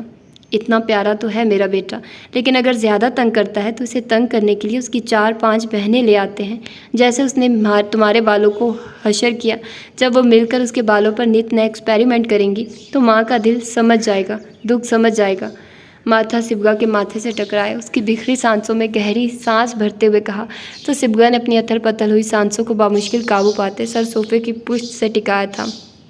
بہت مطلبی ہو تم بلاج، ہو نا پھر بزنس مین، یہاں بھی اپنا ہی نفع دیکھو گے، جنگلی انسان۔ میں بتا رہی ہوں یہ جو آنے والا یا آنے والی ہے نا، اس کے بعد مجھ سے امید مت رکھنا، اور اگر اس نیت سے میرے قریب آئے تو تمہارا سر پھاڑ دوں گی میں۔ بلاشا کے بالوں کو مٹھیوں میں دبوچتے چہرہ اپنی جانب جھکاتے دانت کچکچا کر کہا تو بلاشا نے مسکراہٹ ضبط کرتے سر اس بات میں لایا تھا۔ جیسے آپ حکم کریں۔ ہاتھ نرمی سے صبغہ کے پیٹ پر رکھتے بازو اس کے کندھے کے گرد حائل کرتے اپنے سینے سے لگاتے ہوئے کہا تو صبغہ نے سکون سے آنکھیں موندی تھی۔ اب مجھے لے کر چلو کسی سلون میں، لیکن اس سے پہلے مجھے کچھ کھلاؤ، کنجوس انسان، بھوک سے حشر ہو رہا ہے میرا۔ صبغہ کے آخری بات پر چلا کر کہنے پر بلاج نے اپنے کان پر ہاتھ رکھتے گھور کر صبغہ کو دیکھنے کی کوشش کی، مگر جیسے ہی نظریں اس کے پھولے گالوں اور بند آنکھوں پر گئی تو بلاشا کی آنکھوں میں نرمی اتری تھی۔ ایک وقت تھا کہ وہ صبغہ کا وجود بھی اپنے ارد گرد برداشت نہیں کر پاتا تھا، اور اب یہ وقت تھا کہ وہ کچھ دیر کے لیے اس سے دور ہو تو بلاشا کو چین نہیں آتا تھا۔ وہ خون بن کر بلاشا کی رگوں میں دوڑنے لگی تھی، سانسوں سے زیادہ قریب اور جان سے زیادہ عزیز ہو گئی تھی۔ صبغہ کے لیے کھانے کا کہتے وہ اسے نرمی سے صوفے پر لٹاتا سر اپنی گود میں رکھتے اس کے بالوں میں نرمی سے انگلیاں پھیرنے لگا تھا۔ نظریں بالوں پر لگی ببل پر گئی تو اپنے بیٹے کی حرکت پر بلاشا کے ہونٹوں پر دلکش مسکراہٹ رنگی تھی۔ سر جھٹکتے بلاش نے جھک کر صبغہ کے ماتھے پر نرم گرم لمس چھوڑا تھا۔ ارشمان دھیان سے گر جائے گی بہن، پلوشا نے کبر کا دروازہ بند کرتے ہوئے کہا تو ارشمان ہدایق شاہ نے نفی میں سر ہلاتے اپنے سے 2 سال چھوٹی حالہ کو مضبوطی سے تھاما تھا۔ نو موم، یہ میری بہن ہے اور ارشمان اپنی بہن کو گلنے نہیں دے گا۔ نیلی آنکھوں کو میں معصومیت میں سجائے اپنے دونوں ہاتھ حالہ کے چہرے پر رکھتے جواب دیا تو پلوشا نے مسکرا کر اسے دیکھا تھا۔ اس کی آنکھیں ہدایق پر تھیں کیونکہ پلوشا کی آنکھیں ہلکی نیلی جبکہ ہدایق شاہ کی گہری نیلی آنکھیں تھیں، جبکہ پٹھانی نقوش اس نے پلوشا سے چرائے تھے۔ حالہ بھی ہو بہو پلوشا خان کی کاپی تھی۔ جب وہ پیدا ہوئی تو نام رکھنے کی باری آئی تو بلاش شاہ نے تو کہا تھا کہ نیا نام کیا کرنا، اس کا نام منی پلوشے رکھ دو، جس پر ارمغان نے بھی تائید کی تھی، مگر پھر آئز خان نے اسے پہلی بار دیکھتے ہی حالہ پکارا تو پھر کسی نے کوئی سوال جواب نہیں کیا اور پھر وہ منی پلوشے سے حالہ ہدایق شاہ بن گئی۔ ارشمان، سہلے اور زرغام کے دونوں بیٹے ہم عمر تھے۔ سب سے پہلے زرغام کے جڑواں بیٹے ہوئے تھے جو کہ آج 4 سال کے ہو چکے تھے۔ اس کے کچھ دن بعد بلاش کا بیٹا اور پھر مہینے بعد ارشمان ہدایق شاہ اس دنیا میں تشریف لایا تھا۔ ارشمان کا نام بلاش شاہ نے رکھا تھا، جس پر ہدایق شاہ نے دل ہی دل میں شکر ادا کیا تھا کہ کہیں شیطان ہی نہیں رکھ دیا۔ بلاش شاہ سے اسے کسی نیکی کی توقع نہیں کر سکتا تھا۔ کمرے کا دروازہ کھلنے کی آواز پر پلوشا نے پڑھ کر کمرے میں داخل ہوتے ہدایق شاہ کو دیکھا تھا۔ آپ فریش ہو جائیں، میں چائے لے کر آتی ہوں، آگے بڑھتے ہدایق شاہ کے ہاتھ سے بیگ تھامتے ہوئے کہا تو ہدایق شاہ نے سر نفی میں ہلاتے آگے بڑھتے نرمی سے پلوشا خان کے ماتھے کو چھوا تھا۔ ماں جی کے پاس بیٹھا تو چائے پانی پی آیا ہوں، کپڑے نکال دو، میں فریش ہو کر آتا ہوں تو اپنی بیوی اور بچوں سے ملتا ہوں۔ بیڈ پر بیٹھے ارشمان کے بالوں میں ہاتھ پھیرتے مسکراتی نظروں سے اپنی بیٹی کو دیکھتے ہوئے کہا تو پلوشا سر اس بات میں ہلاتی کبرڈ سے ہدایق شاہ کا ڈریس اور ٹاول نکالتی واش روم میں ہینگ کر آئی تو ہدایق شاہ ٹیبل پر اپنی چیزیں رکھتا واش روم کی جانب بڑھ گیا۔ ہدایق، ہم ارشمان کی برتھ ڈے کے بعد اس کا اسکول میں ایڈمیشن کروا دیں۔ واش روم سے نکلتے ہدایق شاہ کو دیکھتے ارشمان کی گود سے سوئی ہوئی حالہ کو لیتے بیڈ پر لٹاتے ہوئے پوچھا تو ہدایق شاہ نے سر اس بات میں ہلایا تھا۔ بیڈ کے قریب آتے بازو واقعے تو ارشمان کھڑے ہوتے جمپ لگا کر ہدایق کے بازو سے کندھوں پر سوار ہوا تو پلوشا نے سر نفی میں ہلایا تھا۔ بابا، میں نے نہیں دانا، ہدایق شاہ کے کندھوں پر بیٹھتے اس کے بال اپنے چھوٹے ہاتھوں میں لیتے منہ بسور کر کہا تو پلوشا نے گھور کر اسے دیکھا تھا۔ کیوں نہیں جانا؟ سالے بھائی کی بات مانتے ہیں نا، ان کے ساتھ کھیلتے بھی ہو تو وہ بھی تو اسکول جاتے ہیں نا، وہاں انجوائے کرتے ہیں تو آپ بھی ان کے ساتھ اسکول جا کر انجوائے کرنا۔ ہدایق کے کندھوں سے ارشمان کو بازوؤں سے کھینچ کر اپنے سامنے بٹھاتے ہوئے کہا تو ہدایق شاہ نے بیڈ گراؤنڈ سے ٹیک لگاتے نامحسوس میں پلوشا خان کو اپنے حصار میں لیتے دوسرے ہاتھ سے سوئی ہوئی حالہ کو تھامتے اپنے سینے پر لٹایا تھا۔ وہ نہیں کرتے انجوائے، وہ تو ناگن سے بچنے کے لیے جاتے۔ پلوشا خان کے ہاتھ احتیاطاً تھامتے کہیں وہ تھپڑ ہی نہ لگا دے۔ سالے صاحب کے خیالات بتائے تو پلوشا نے گھور کر ارشمان کو دیکھا تھا، جبکہ ہدایق شاہ کے کہکا لگانے پر پلوشا نے دہل کر سینے پر ہاتھ رکھتے پڑھ کر اپنی بیٹی کو دیکھا، مگر خود کو ہدایق شاہ کے حصار میں اور حالہ کو اس کے سینے پر سکون سے سوتے دیکھ گہری سانس بھری تھی۔ وہ سب جانتے تھے کہ سالے اپنے باپ کا پسندیدہ لفظ اپنی ماں کو خطاب کے طور پر نواز چکا ہے اور یہ بات اب تک صبغہ شاہ کو معلوم نہ جانے کیسے معلوم نہ ہوئی تھی۔ سالے کو اسکول بھیجنے پر صبغہ نے بھی یہی کہی تھی کہ وہ اس کی حرکتوں سے تنگ آ کر بھیج رہی ہے اور اب وہی خیالات اس کے بیٹے کے بھی تھے۔ تو وہ آپ کا بھائی ہے نا، وہاں وہ انجوائے نہیں کرتا تو کتنا بور ہوتا ہوگا، آپ کو بھی مس کرتا ہوگا، گھر کو بھی، تو آپ کو چاہیے نا کہ آپ اس کے ساتھ جائیں، جیسے گھر میں ہمیشہ اس کے ساتھ رہتے ویسے ہی وہاں بھی رہیں۔ ہدایق شاہ کے سمجھانے والے انداز پر ارشمان سر ہلاتا پیچھے ہوتے ہدایق کے بازو سے سر ٹکا کر لیٹتے آنکھیں موند گیا تو پلوشا نے بھی سر جھٹکتے اٹھنا چاہا، مگر اپنے کمر کے گرد حائل ہوتے بازو پر وہ ٹھٹک کر رکی تھی۔ ہدایق، میں نے تیار بھی ہونا ہے، بچوں کو بھی کرنا ہے، اور ٹائم دیکھیے کیا ہو گیا ہے۔ ہدایق شاہ کی لو دیتی نظروں میں دیکھتے پلوشا خان نے ہونٹ کا کنارہ دانتوں تلے دباتے نظریں اطراف میں گھماتے ہوئے کہا تو ہدایق شاہ نے ابرو اچکا کر اسے دیکھا تھا۔ ارشمان، قبر سے اپنا ڈریس لے اور دادوں سے کہیں کہ آپ کو تیار کر دیں، اگر کچھ دیر سونا بھی ہے تو دادوں کے پاس سو جائیں۔ ہدایق شاہ کے کہنے پر وہ جھٹ سے آنکھیں کھولتا بیڈ سے چھلانگ لگاتے اترا تھا۔ سامنے صوفے پر پڑا اپنا ڈریس اٹھاتے وہ کمرے کا دروازہ بند کرتے وہاں سے نکلتا چلا گیا تھا، جبکہ اپنے بیٹے کی سپیڈیں دیکھ پلوشا نے دانت کچکچاتے مٹھیاں بھینچی تھی۔ چلو بیگم، شرافت سے ادھر آ جاؤ ورنہ دیر کی صورت میں تمہیں ہی مسئلہ ہوگا۔ حالہ کو بیڈ پر لٹاتے نرمی سے اس کے روئی جیسے گالوں کو چھوتے پیچھے ہوتے وہاں سے کھسکتی پلوشا خان کو دیکھتے بھاری لہجے میں کہا تو وہ منہ بسورتی ہدایق شاہ کے قریب ہوئی تھی۔ اب تو جیسے دیر نہیں ہو گئی نا، मुंह बसोर कर कहते, चेहरा झुकाया। तो हदायक शाह ने कंधे झुकाते पलवशा खान को अपनी बाहों में भरते सर पीछे तकिए से टिकाया था।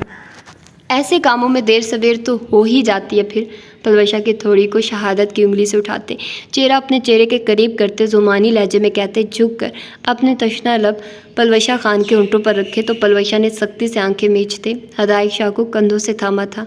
लेकिन हम सवेर होना अफोर्ड नहीं कर सकते, हमें शाम में ही पहुंचना है। पलवशा को बेड पर लेटाते वो उस पर झुका। तो पलवशा ने अपने कपकपाते हाथ हदायक शाह के सीने पर रखते रूहान से लहजे में कहा। तो हदायक शाह ने गहरी सांस भरते झुक कर शिद्दत से पलवशा के गाल को छुआ था। बीवी, तुम्हारी ये अदाएं अभी तो छोड़ रहा हूँ, लेकिन रात चाहे जितनी भी थकन हुई मुझसे फरार का सोचना भी ना। आज तुम्हारी सारी थकन हदायक शाह खुद में समेट लेगा, मगर तुम पर तरस बिल्कुल नहीं खाएगा। गर्दन पर झुकते अपना जारहाना लम्स छोड़ते पीछे होते हुए कहा। तो पलवशा ने गर्दन पर हाथ रखते घूर कर हदायक शाह को देखा। तो जवाबन हदायक शाह ने अब्रू अचकाए। तो पलवशा ने रूहानसी होते सर नफ़ी में हिलाया था। ओह मेरी क्यूट वाइफी, बाजू से खींचकर सीने से लगाते मोहब्बत भरे लहजे में कहा। तो पलवशा खान ने हदायक शाह के सीने पर हल्का सा पंच करते उसे पीछे किया था। यहाँ तो बस लोगों को फ्री होने का बहाना चाहिए होता है, बेड से उतरते तंजिया लहजे में कहा। तो हदायक शाह ने सर इस बात में हिलाया था जिस पर पलवशा पर पटकती कबड़ से ड्रेस निकाल कर देखने लगे थे। ये बहराम, ये चुप क्यों नहीं कर रही? आप चुप करेंगी तो ये चुप होगी ना इम्तिसाल। आयत के साथ ज़ोरों शोर से रोती इम्तिसाल को देख बहराम शाह ने तासुब से कहा। तो इम्तिसाल को रोने को यकदम ब्रेक लगी थी। आयत को बुखार था जिसकी वजह से बहराम इम्तिसाल के साथ उसके लिए हॉस्पिटल आया था, जहाँ इंजेक्शन लगने के बाद से आयत मुसलसल रो रही थी और उसके साथ इम्तिसाल खान भी, जिस पर बहराम शाह ने गाड़ी चलाते तासुब से सर झटका था।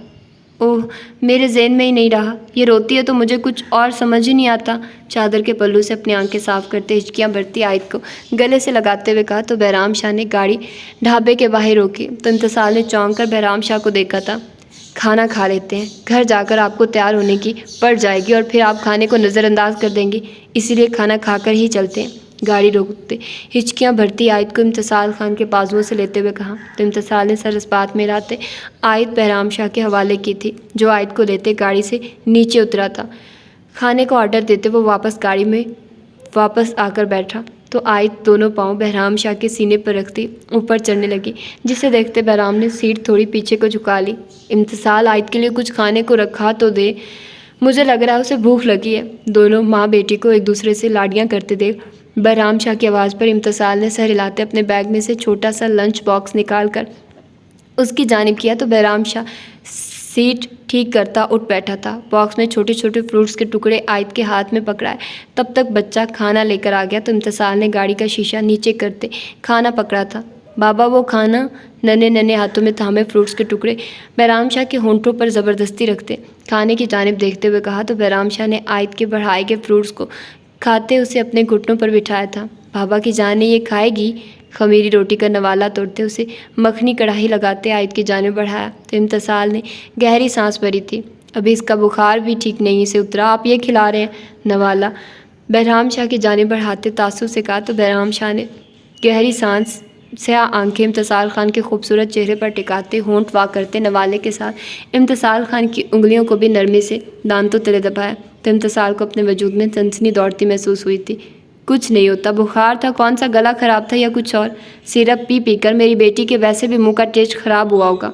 आयत को शौक से खाते देख मुस्कुराते हुए कहा। तो इम्तिसाल ने सर नफ़ी में लाया था। यार क्या दूर दूर से खिला रही हो, ज़रा पास आएँ, मैं कौन सा खाने के साथ आपको खा जाने वाला हूँ? इम्तिसाल ने नवाला किनारे से पकड़ते बहराम के मुंह खुलते होंठों पर रखते जल्दी से हाथ खींचा। तो बहराम शाह ने मुस्कुराहट दबाते हुए कहा। तो इम्तिसाल ने घूर कर उसे देखा था।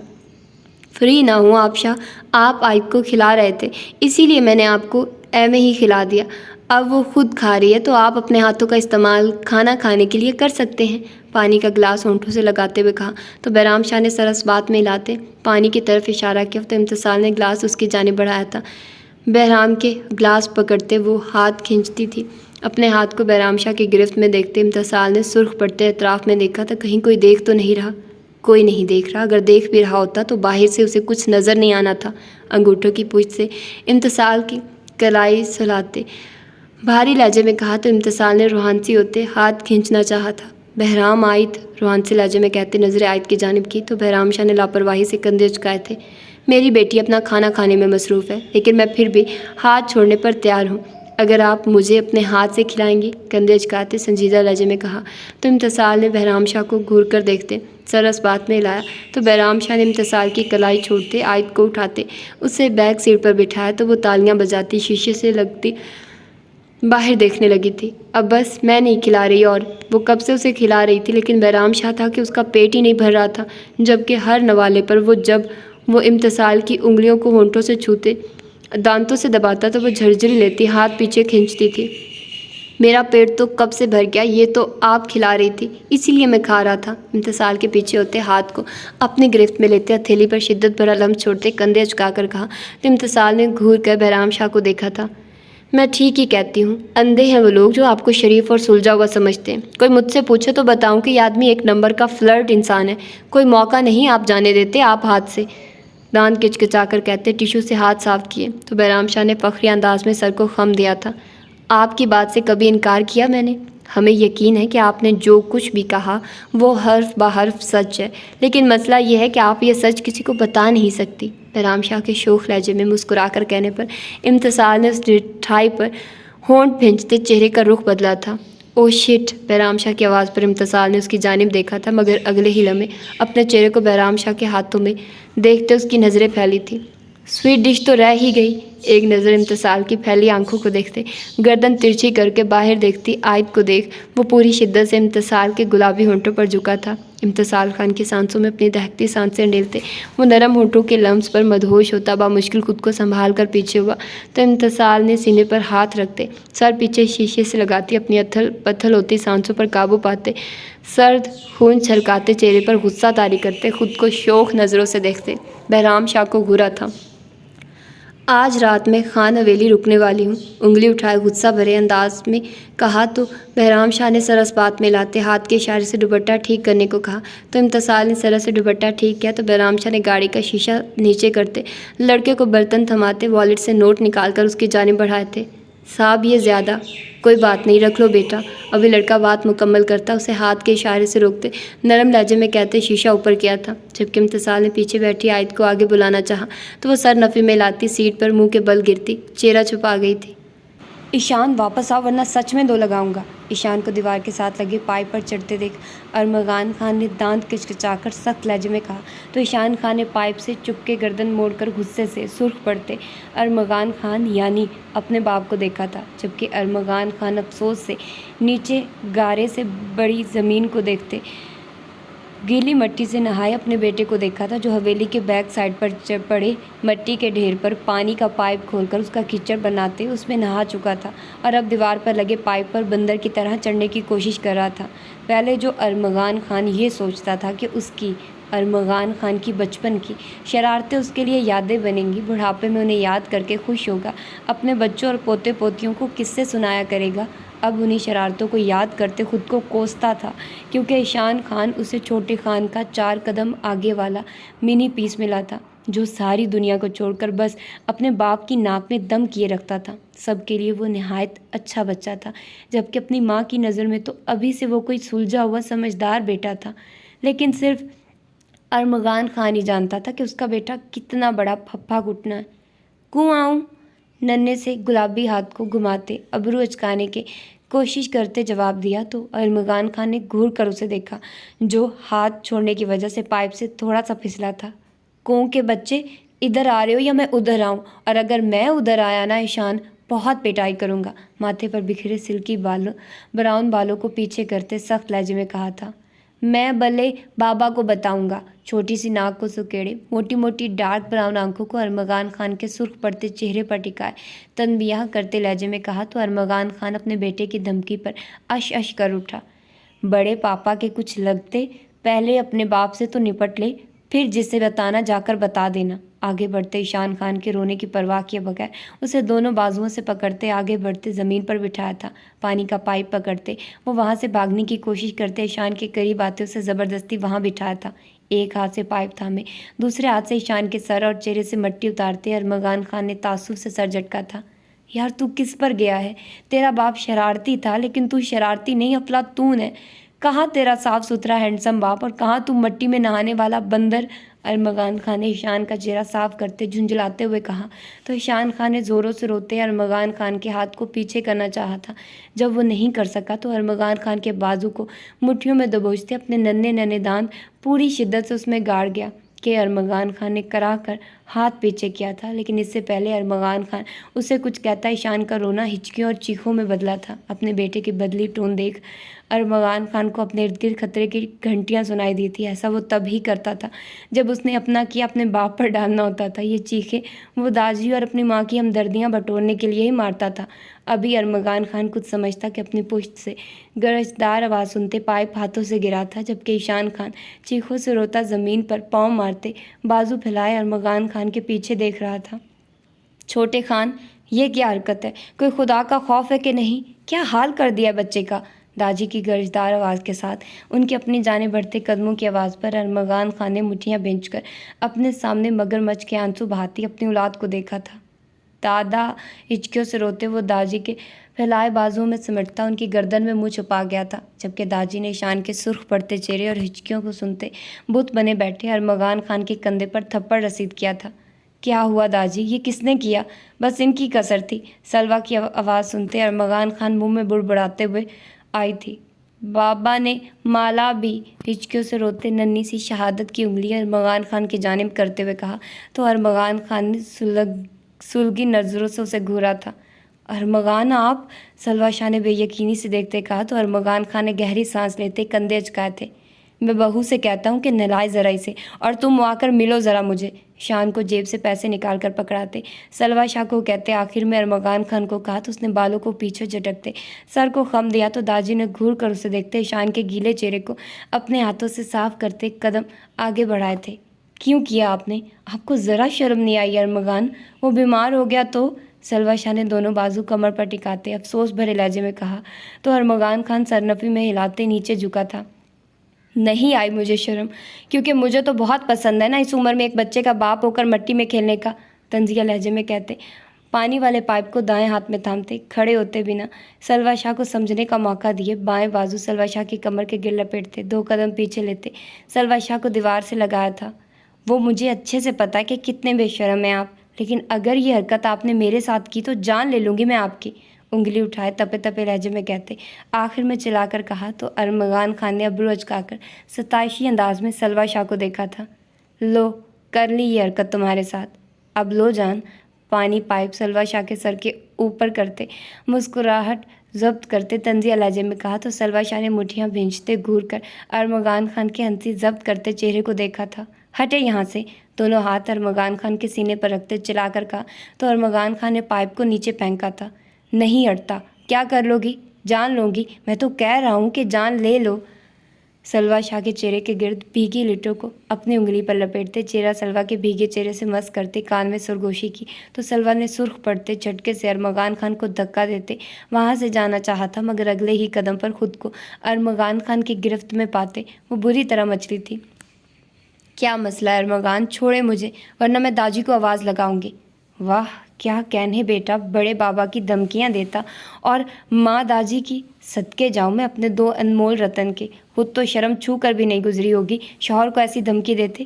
بازو پہلو کو گرد لپیٹتے جھٹکے سے رخ اپنی جانب کرتے تعصب بھرے لہجے میں کہا تو سلویٰ شاہ نے ہونٹ کا کنارہ دانتوں تلے دباتے سر نفی میں ہلاتے نظریں پھیری تھی۔ تو پھر میں تو ہوں ہی پیدائشی بے شرم اور ڈھیٹ، مجھ سے بھی شرم کی امید نہ رکھنا، اور اب تمہاری چونچ کھلی تو دیکھنا، میں بھی ساسو ماں کو جا کر شکایت لگاؤں گا کہ کسی فرمانبردار بیوی ہو تم، تنبیہہ لہجے میں کہتے سلویٰ شاہ کو سمجھنے کا موقع دیے بغیر وہ پوری شدت سے اس کے ہونٹوں پر جھکا تھا۔ ارمغان خان کے جارحانہ لمس پر وہ بری طرح پڑپڑائے تو ارمغان خان سلویٰ شاہ کی کلائیاں اپنی گرفت میں لیتے پشت پر ٹکا گیا۔ نہ جانے کتنے لمحے گزر گئے تھے مگر ارمغان خان سلویٰ شاہ کے نرم ہونٹوں کے لمس کو شدت سے محسوس کرتے مدہوش ہونے لگا تھا۔ جب سانس لینا دشوار ہونے لگا تو سلویٰ شاہ نے اپنا پاؤں پوری شدت سے ارمغان خان کے پاؤں میں مارا تھا کہ وہ سی کرتا پیچھے ہوا تھا، مگر گرفت ابھی بھی برقرار تھی۔ ہونٹ بھینچے ابھی وہ کچھ کہتا کہ نظریں سلویٰ شاہ کے خون چھلکاتے چہرے سے ہوتی اپنی شدت سے سرخ پڑتے ہونٹوں پر گئی تو آنکھوں میں خمار اترا تھا، جبکہ سلویٰ کی بکھری سانسوں کو محسوس کرتے ہونٹ کا کنارہ دانتوں تلے دباتے سلویٰ کی کلائیاں چھوڑتے اسے سینے سے لگاتے پیٹھ سہلانی تھی۔ یہ تمہارا بیٹا بہت بڑا نوٹنکی ہے، یہ سب میں نے نہیں کیا، میں تو اسے ڈھونڈتے ہوئے آیا تھا، اور یہ نواب مٹی میں شاور لیتے دیوار کے ساتھ پائپ سے چپکے اوپر چڑھنے کی کوشش کر رہے تھے۔ قسم لے لو مجھ سے، تمہارے بیٹے کی ساری حرکتیں چوروں والی ہیں، پریکٹس بھی ابھی سے شروع کر دی ہے، اور جھوٹ تو ایسے بولتا ہے جیسے ڈگری لے کر پیدا ہوا ہو۔ ارمغان خان کی باتوں پر سلویٰ غصے سے سرخ پڑتی جھٹکے سے پیچھے ہوئی تھی۔ آپ نے کہا اور میں نے مان لیا نا، خبردار میرے بیٹے کے بارے میں آئندہ ایسا کچھ کہا آپ نے، میں تو دعائیں کرتی ہوں اتنی معصوم اور سمجھدار اولاد اللہ سب کو دے، اور میرے باقی بچے بھی اپنے بھائی پر ہی جائیں۔ انگلی اٹھائے اپنے لفظوں پر زور دیتے ہوئے کہا تو ارمغان خان نے سرت سے سرنفی میں ہلایا تھا۔ اللہ نہ کرے، کیا آل فال بول رہی ہو؟ اگر ساری اولادیں ایسی ہوئی ہوں تو میرے رہنے کا انتظام ڈیرے پر ہی کروا دینا، کیونکہ جیسا یہ سلوک مجھ سے اب کرتا ہے نا، مجھے پورا یقین 2-4 سالوں میں اس نے سازشیں کر کے مجھے حویلی سے نکال دینا۔ سلویٰ شاہ کے پیچھے قدم بڑھاتے سر نفی میں ہلاتے ہوئے کہا تو سلویٰ نے پڑھ کر گھور کر ارمغان خان کو دیکھا تھا۔ مذاق کر رہا تھا میں، اللہ ایسی اولادیں سب کو دے، میرے ساتھ باقی سب کو بھی پتہ چلے کہ 3 سال کے بچے کے ہاتھوں درگت بننے پر کیسا فیل ہوتا ہے۔ سرنڈر کرنے کے انداز میں ہاتھ اٹھا کر کہتے، آخر میں منہ میں بڑبڑا کر کہتے، قدم آگے بڑھائے تھے، جبکہ نظریں اپنے کرتے پر لگی مٹی پر گئی تو اپنے بیٹے کی حرکت یاد کرتے ارمغان خان کے ہونٹوں پر زندگی سے بھرپور مسکراہٹ بکھری تھی۔ ممانی آپ رہنے دے، میں کر لیتی ہوں۔ حوریہ نے ڈریسنگ ٹیبل پر چیزیں سیٹ کرتے پلٹ کر مبین بیگم کو کہا، جو حورین کے لیے کبرڈ سے ڈریس نکالتی بیڈ پر رکھتی اس کے جوتے نکال رہی تھی۔ ان 5 سالوں میں مبین بیگم کا رویہ حوریہ کے ساتھ بالکل ماں جیسا ہو گیا تھا۔ انہوں نے اپنے رویے اور تلخ لہجے کی معافی مانگنے کی کوشش بھی کی تھی، مگر حوریہ نے انہیں ایسا کرنے سے روک دیا تھا، کیونکہ غلط فہمی کی وجہ سے وہ سب کہیں نہ کہیں ایک دوسرے کو بہت غلط سمجھ چکے تھے۔ سب کی کہیں نہ کہیں غلطی ضرور تھی۔ اس نے آئس خان کو بھی اس لیے ہی جلدی معاف کر دیا تھا۔ وہ پہلے اسے معاف کرنے کا کوئی ارادہ نہیں رکھتی تھی، وہ ڈائیورس نہیں چاہتی تھی، لیکن آئس کے ساتھ رہنا بھی۔ لیکن جب اسے وہ منانے آیا تھا تب وہ لمحے میں اپنی سوچ بدل چکی تھی۔ پہلے ہی سب ٹھیک کرنے میں نہ جانے زندگی کے کتنے خوبصورت سال دشمنی کی نظر ہو گئے تھے۔ اب بھی وہ اگر آئس کو چھوڑ دیتی تو سب ٹھیک ہو کر بھی ٹھیک نہ ہو پاتا۔ حدائق تو پہلے یہ حوریہ کی باتیں سن کر آئس سے لڑنے جانے والا تھا، اگر وہ نہ روکتی تو شاید پھر سب خراب ہو جاتا، اور اگر وہ اسے چھوڑ ہی دیتی تو کیا ہوتا؟ حدائق اور پلوشہ کا رشتہ، زرگام اور عقیدت کا رشتہ بھی ان کی وجہ سے ڈسٹرب ہو جاتا، پھر سے دونوں خاندانوں میں تناؤ آ جاتا۔ وہ آئس سے محبت کرتی تھی، اور محبت تو اسی چیز کا نام ہے کہ آپ چھوڑنے کی 1000 وجوہات ہونے کے باوجود کسی ایک کی وجہ کے لیے رک جائیں، اور وہ رک گئی تھی۔ اور محبت صرف حوریہ شاہ کو ہی تو نہیں تھی، عشق تو آئس خان نے بھی اس سے کیا تھا، اور ان گزرے 5 سالوں میں اس نے حوریہ شاہ کو خود سے عشق کرنے پر بھی مجبور کر دیا تھا۔ اس نے اگر حوریہ شاہ کو پلکوں پر بٹھا کر رکھا تھا تو اپنی بیٹی کو ہتھیلی کا چھالا بنا رکھا تھا۔ وہ اپنی زندگی میں موجود تینوں عورتوں پر جان نچھاور کرتا تھا۔ اپنی ماں کی محبت کی جو کمی آئس خان کو ساری زندگی محسوس ہوئی تھی، وہ حورین کی دنیا میں آ جانے کے بعد ختم ہو گئی تھی، کیونکہ جو محبت مبین بیگم آج تک آئس خان سے نہ کر سکی، وہ حورین کے آنے کے بعد ظاہر ہونا شروع ہو گئی تھی۔ اوہو، تم چھوڑو، اپنی پوتی کو میں خود تیار کر لیتی ہوں، تم خود جلدی سے تیار ہو جاؤ اور اپنے شوہر کو ریڈی کرو۔ کیوں حورین، دادی سے تیار ہونا نا؟ کمرے میں داخل ہوتے آئس خان کو مسکرا کر دیکھتے جواب دیتے حورین کو باہوں میں بھرتے ہوئے کہا تو حوریہ نے سر اس بات میں لاتے آگے بڑھ کر کبرڈ سے آئس خان کے کپڑے نکالے تھے۔ بابا کی ڈال اتنی پیاری بن کر کدھر جا رہی ہے؟ 2 سالہ حورین کے پھولے گلابی گالوں کو نرمی سے چھوتے مسکرا کر کہا تو کھلکھلا کر ہاتھ اٹھاتی بابا کرنے لگی تو آئس خان نے اسے ہاتھوں میں لیتے ہوئے ہوا میں اچھالا تو کمرے میں حورین کی کلکاریاں گونجی تھی۔ بابا کا شیر بیٹا، حورین کو بیڈ پر لٹاتے گدگداتے ہوئے کہا تو مبین بیگم نے مسکراتے ہوئے دل ہی دل میں ماشاءاللہ کہا تھا۔ اچھا، یہ لاڈ بعد میں کر لینا، جلدی سے تیار ہو جاؤ، اور میں جا کر ذرا زرغام سے پوچھوں کہ اس کی بیوی اور بچوں کا گھر آنے کا کوئی ارادہ ہے کہ نہیں، جن کے لیے پارٹی رکھی وہ عوام ہی گھر نہیں۔ حورین کو بیڈ سے اٹھاتے باہوں میں بھرتے آئس اور حوریہ کو بیک وقت مخاطب کرتے ہوئے کہا تو آئس خان نے بیڈ پر گرنے کے انداز میں لپیٹتے دونوں بازو سر تلے رکھتے نظریں حوریہ شاہ کے سراپے پر ٹکرائی تھی، جو مبین بیگم جو جواب دیتی آئس خان کی نظروں سے نروس ہوتی روح ڈریسنگ ٹیبل کی جانب کر چکی تھی۔ ادھر آئیے، دروازہ بند ہونے کی آواز کے ساتھ اپنی پشت پر بڑھتی آئس خان کی بھاری آواز سنتے حوریہ نے گردن ترچھی کرتے آئس خان کو دیکھا تھا۔ میں کام کر رہی ہوں آئس، آہستہ آواز میں کہتے جواب دیا تو آئس خان نے ستائشی نظروں سے حوریہ کو دیکھا تھا۔ میں آ کر کام کرنے میں ہیلپ کرواؤں مسز آئس؟ حوریہ شاہ کے لہجے میں دو بدو جواب دیا تو وہ سر نفی میں ہلاتی خشک پڑتے حلق کو تر کرتی چھوٹے چھوٹے قدم لیتی بیڈ کی جانب بڑھی تھی۔ ادھر آئیے، انگلی کے اشارے سے پاس آنے کا کہا تو حوریہ نے سر نفی میں ہلایا تھا۔ ادھر ہی بتائیے، گردن اکڑا کر دو بدو جواب دیا تو آئس خان کی مونچھوں تلے شنگرفی لبوں پر مسکراہٹ رنگی تھی جسے بروقت آئس خان نے چھپاتے چہرے پر سخت تاثرات سجائے تھے۔ ادھر آ کر بتایا تو وہ سب بتاؤں گا جس کا بھی میں نے ارادہ نہیں کیا، اسی لیے خاموشی سے ادھر ہی آ جائیے کہ جتنا ارادہ کیا ہے بس اتنے پر ہی عمل کروں، وارننگ دیتے لہجے میں کہا تو حوریہ نے مٹھیاں بھینجتے روحانسی شکل بناتے اپنے میسنے خان کو دیکھا تھا۔ آپ ہمیشہ مجھے بلیک میل کرتے ہیں، گھٹنوں کے بل پر بیڈ پر آئس سے تھوڑے فاصلے پر بیٹھتے دان کچکچا کر کہا تو آئس خان نے سر کو خم دیتے اس اعزاز کو جیسے قبول کیا تھا۔ اور تم مسز آئس مجھے ہمیشہ مدہوش کر دیتی ہو، بن پیے بہکا دیتی ہو، تو سوچو زیادہ قصوروار کون ہوا، میں یا تم؟ ہاتھ بڑھاتے بازو تھام کر جھٹکے سے اپنے سینے پر گراتے ہوئے کہا تو حوریہ نے کرسٹل گرے آنکھوں میں شکوہ لیے آئس خان کو گھورا تھا۔ آنکھیں دیکھی تو میں دیکھتا رہ گیا، جام دو اور دونوں ہی آتشاں۔ حوریہ شاہ کی آنکھوں کو محبت سے چھوتے اپنی خوبصورت آواز میں گنگنا کر کہا تو حوریہ شاہ نے ہونٹوں پر شرمگی مسکراہٹ سجاتے سر آئس خان کے سینے سے ٹکایا تھا۔ منہاج اور معاویہ کے لیے گفٹ کے ساتھ باقی سب کے لیے بھی سرپرائز پلان کیا ہے۔ آئس خان کی بات پر حوریہ نے تھوڑی آئس کے سینے پر ٹکاتے سوالیہ نظروں سے اسے دیکھا تھا۔ پہلے تو سب الگ الگ گئے تھے، اب میں چاہتا ہوں کہ ساری فیملیز ایک ساتھ عمرے پر جائیں، داجی کے ساتھ بھی گئے کافی ٹائم ہو گیا تو اس لیے میں نے پلان کیا۔ حوریہ کے بالوں میں انگلیاں الجھاتے جواب دیا تو حوریہ شاہ کے چہرے پر خوشی کے کہیں رنگ بکھرے تھے۔ میں بتا کر آتی ہوں، نہیں پہلے سبغا کو کال کرتی ہوں۔ اب خوشی سے چہکتے پیچھے ہوتی، ابھی وہ اپنی بات مکمل کرتی کہ آئس خان نے سر نفی ملاتے حوریہ کا بازو تھامتے ایک ہاتھ اس کی کمر پر لپیٹتے اسے بیڈ پر گرا کر خود اس پر سایہ کیا تھا۔ مائی انوسینٹ وائفی، ابھی کہا نا کہ سرپرائز ہے، شہادت کی انگلی حوریہ کے ہونٹوں پر رکھتے چہرہ حوریہ کے چہرے کے قریب تر کرتے بھاری لہجے میں کہا تو حوریہ نے خشک پڑتے الگ کو تر کرتے سر اسپات میں ہلایا تھا۔ تو پھر میں ویسے جاؤں؟ انگلیاں چٹکاتے مدھم آواز میں کہا تو آئس خان نے جھکتے اپنی ناک حوریہ کے گال پر ٹریس کی تھی۔ ویسے کیسے؟ آئس خان کے بھاری بہکے لہجے پر حوریہ کی دھڑکنیں منتشر ہوئی تھی۔ ویسے ہی مطلب بتانے نہیں، اپنا کام کرنے، چہرے دائیں جانب موڑتے آنکھیں میچتے جواب دیا تو آئس خان نے انکارا بھرتے حوریہ کا چہرہ اپنی جانب کرتے حوریہ کی مدھم سانسوں میں گہری سانس بھری تو حوریہ کا دل بری طرح دھڑکا تھا۔ ویسے جیسے مرضی چلی جانا، لیکن پہلے مجھے میرا کام کرنے دو۔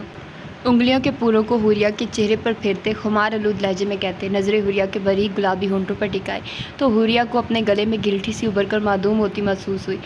چاکلیٹ براؤن آنکھوں میں خمار لیے وہ آنکھیں بند کرتا حوریہ کے کپکپاتے ہونٹوں پر جھکا تھا۔ کپکپاتے ہاتھوں سے شیٹ کو مٹھیوں میں بھینچتے حوریہ نے آئس خان کے سلگتے لمس پر سختی سے آنکھیں میچی تھی۔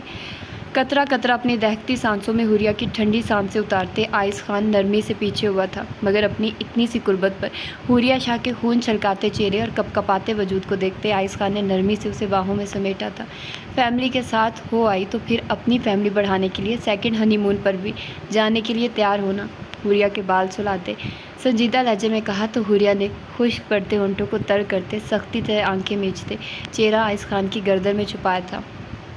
آج آپ کے پوتوں کی برتھ ڈے ہے، آج دونوں 4 سال ہو گئے ہیں، آپ کو خوش تو نہیں ہوگی، لیکن میری خوشی آپ کے بغیر مکمل نہیں ہو سکتی ماں۔ سلاخوں کے پار گھٹنوں کے بل بیٹھے زرگام خان نے اپنے نم لہجے پر حتی الامکان قابو پاتے نرم لہجے میں کہا تو تھوڑے فاصلے پر دیوار سے ٹیک لگائے کھڑی عقیدت نے ہونٹ بھینچتے گہری سانس بھری تھی۔ اسے زرگام کے یہاں آنے سے کبھی مسئلہ نہیں ہوا تھا، مگر جو تکلیف وہ محسوس کرتا تھا، جو دکھ اس کی آنکھوں میں نظر آتا تھا، وہ عقیدت کے لیے ناقابل قبول تھا۔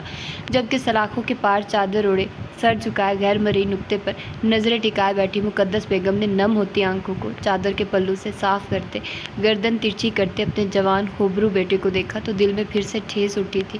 وہ اس بیٹے کو مارنا چاہتی تھی، وہ بھی دولت کے لیے۔ دولت حاصل کرتی کرتی وہ اپنا اتنا انمول ہیرا کھو چکی تھی۔ وہ ہر 15 دن بعد اس سے ملنے آتا تھا، کبھی کبھار تو ہفتے میں 2 بار آ جاتا تھا۔ جو تڑپ ماں ہو کر ان کے دل میں نہیں تھی، اس سے کہیں زیادہ تڑپ اس بیٹے کے دل میں تھی جو ماں کی ہر غلطی ہر گناہ کو فراموش کرتے گھنٹوں سلاخوں کے پار بیٹھا نہ جانے ان سے کتنی باتیں کرتا رہتا تھا۔ بابا پلیز ڈونٹ کرائے، معاویہ نے آگے بڑھتے اپنے دونوں بازو زرگام خان کے کندھوں کے گرد پھیلاتے سر زرگام خان کے سر سے ٹکاتے نم لہجے میں کہا تو زرگام خان کے ہونٹوں پر مسکراہٹ بکھری تھی۔ جبکہ اپنے پوتے کی میٹھی نرم آواز پر مقدس بیگم کا دل اسے باہوں میں بھرنے کے لیے تڑپا تھا۔ ایسی ہی تڑپ انہیں تب بھی محسوس ہوئی تھی جب سنا تھا کہ عقیدت ماں بننے والی ہے۔ وہ اس کے پاس بھی گئی تھی، دل عجیب سی بے چینی کا شکار بھی ہوا تھا، مگر پھر وہ اسے نظر انداز کر گئی، ہمیشہ کی طرح اپنے ضمیر کی آواز کو خاموش کروا گئی۔ آپ باہر کیوں نہیں آتی؟ میلے بابا اتنی باتیں کرتے، جواب کیوں نہیں دیتی؟ دونوں ہاتھ کمر پر ٹکاتے وہ ایک دم سے زرگام کے سامنے آتے، سلاخوں کے پار حسرت بھری نگاہوں سے دیکھتی۔ مقدس بیگم سے مخاطب ہوا تھا، وہ اپنی ماں کی طرح تھا۔ اس کی نانی نے اسے باغی کے لقب سے نوازا تھا۔ پٹھانی نقوش میں غصے کے باعث کھلی سرخی، سبز گہری آنکھیں، ستوا ناک، زرگام خان سے چرائے ہونٹ، وہ ماں اور باپ دونوں کا عکس تھا۔ وہ منہاج زرگام خان تھا۔ منہاج بہیو عقیدت کی تنبیہ آواز پر گردن ترچھی کر کے ماں کو دیکھتے سر نفی میں ہلایا تھا۔ She have to answer. بابا ہرٹ ہوتے ہیں لیکن یہ کچھ نہیں کہتی۔ ہاتھ جلا کر بات کرتے وہ مقدس بیگم کی جانب متوجہ ہوا تھا۔ تم بہت پیارے ہو، دادی کو گلے ملو گے؟ مقدس بیگم کی آواز پر وہاں لمحے کے لیے سناٹا چھا گیا تھا۔ اتنے برسوں بعد ماں کی آواز کانوں میں گونجی تو زرگام خان کی آنکھیں بے ساختہ نم ہوئی تھی، جبکہ منہاج ناسمجھی سے کبھی مقدس بیگم کو دیکھتا اور کبھی اپنی ماں کو کہ اب کیا کرے۔ عقیدت کے اشارہ کرنے پر وہ سلاخوں کے قریب ہوتے، اپنے بازو پھیلا گیا تو زرگام کے معاویہ کو اشارہ کرنے پر وہ بھی بھائی کے ساتھ جا کھڑا ہوا تو مقدس بیگم نے تڑپ کر سلاخوں سے بازو باہر نکالتے ان دونوں کو باہوں میں بھرا تھا۔ اسٹاپ کرائنگ دادو۔ جب مقدس بیگم چپ نہ ہوئی تو منہاج نے منہ بسورتے مدھم لہجے میں کہا تو ان کے ہونٹوں پر مسکراہٹ رنگی تھی۔ پلو سے آنسو صاف کرتی وہ پیچھے ہوئی تو معاویہ نے ان کا چہرہ ہاتھوں میں بھرا تھا۔ ڈیڈی ہرٹ ہوں گے سو ڈونٹ کرائے۔ مقدس بیگم کو سمجھ نہیں آیا وہ ان سے محبت کرتے ہیں یا انہیں اپنے باپ کے ہرٹ ہونے سے تکلیف ہوگی، لیکن وجہ جو بھی تھی دونوں وجہ ہی خوبصورت تھی۔ ماں۔ بیٹا خاموش ہوا تو زرگام خان نے تڑپ کر پکارا تھا کہ تبھی مقدس بیگم نے اپنے دایاں ہاتھ آگے بڑھایا تو زرگام اپنا گال اس سے ٹکاتے تڑپ کر ان کا ہاتھ تھام گیا۔